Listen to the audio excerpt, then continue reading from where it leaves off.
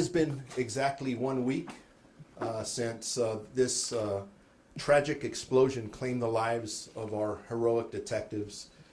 Sheriff's Homicide Bureau investigators, in coordination with our federal partners, have been working tirelessly around the clock to gather and process evidence, interview law enforcement personnel and community members, execute search warrants, and pursue every possible lead in this ongoing investigation.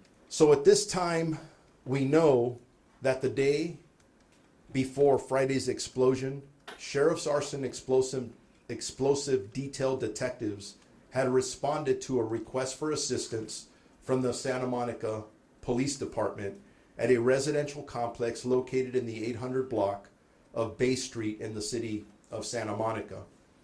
A resident had reported finding what appeared to be 2 hand grenade type devices inside a tenant storage unit in the building underground parking garage. Santa Monica Police Department officers responded, and the Sheriff's Arson Explosive Detail detectives arrived, did their investigation, at least their preliminary investigation, and x-rayed the devices and believed that they were both inert. The devices were nonetheless transported by the Arson Explosives Detail detectives to be destroyed and rendered safe. From the start of this investigation, our department reached out to the Los Angeles Police Department's bomb squad for their assistance, as you saw them arrive last Friday, and immediately summons the LA County Fire Department, which they were very helpful to us when they first arrived. The other thing that I made sure that occurred is that I called the Federal Bureau of Investigation, and I also called the ATF, the Bureau of Alcohol, Tobacco, and Firearms and Explosives, to assist us with this investigation. Additionally, the District Attorney's Office and the U.S. Attorney's Office have been extremely supportive of all of our investigative efforts. The ATF investigators assumed the lead on the post-blast investigation, and their national response team responded from the East Coast to assist us in trying to determine the origin and cause of this explosion. Today, we received an update on the ATF's post-blast explosion investigation, and based on the ATF's expertise and the combination of physical evidence and debris recovered at the scene, they have determined that one of the 2 grenades taken into custody detonated on Friday, and one of the grenades is unaccounted for at this time. Out of an abundance of caution, an extensive search of the entire training facility perimeter was conducted.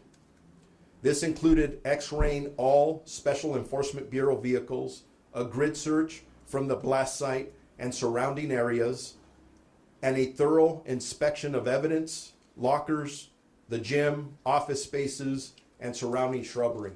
You get the drift. We have looked at everything out there that we possibly could. Since Friday, we have restricted public access on the Sheriff's Road from Eastern Avenue to Rollins Drive using patrol deputies at stationary posts for 24/7. Therefore, nobody from the public has had access to this area that I just described. We conducted a thorough search to locate the second device, but we haven't found it yet. In addition to conducting the post-blast investigation, the ATF will be assuming full control into investigating the whereabouts of this other device that is missing. Sheriff's homicide detectives will continue their investigation into the deaths of our 3 hero detectives. Our entire department has been collectively working on supporting those who are grieving. We have assigned a liaison to each of the families and are continuing to support our own personnel at the Special Enforcement Bureau, Homicide Bureau, and those who knew our fallen detectives. I have directed mandatory psychological visits for all involved personnel, including those of the Special Enforcement Bureau, our arson and explosive detail, and all those, when I say first responders, I'm not going to get into graphic details, but if you can imagine those first deputies, detectives, and other personnel that responded to the scene when this first happened to see their coworkers in the condition that they found them. It was an absolute horrible sight. I've also called for an independent after-action review of the policies, practices, and equipment as it relates to our arson explosives detail. Since this tragic incident, all future explosive devices, inert or not, will be treated as if they are all live and will be disposed of accordingly. And I just want to, that's one change, but again, I know there's going to be a lot of very good questions. There are a lot of things. We're going to turn this upside down. We're going to look at everything we could. Why? Because we need to know what happened. We owe it to the families. And for God's sake, I never want this to happen again. Not only in our department, but there'll be lessons learned for other departments across the country and literally the world. At this time, our arson explosive detail is not responding to calls for service, but our Special Enforcement SWAT is now fully operational as of yesterday. I cannot tell you how grateful I am to Chief Jim McDonald and the Los Angeles Police Department, who came in from the very beginning to assist us, and they've been assisting us over the last week with our bomb call-outs and our SWAT call-outs. So again, I can't thank them enough for doing all that. Now, just switching gears on all of you, if anyone in our community encounters what they believe to be an explosive device, please do not touch it. I repeat, do not touch it. And immediately contact 911 or your local law enforcement agency so we can come and deal with it. If anyone has any information about this case, please contact the Sheriff's Homicide Bureau at 323-890-5500 or the ATF at 1-888-ATF-TIPS, which is basically 888-283-8477.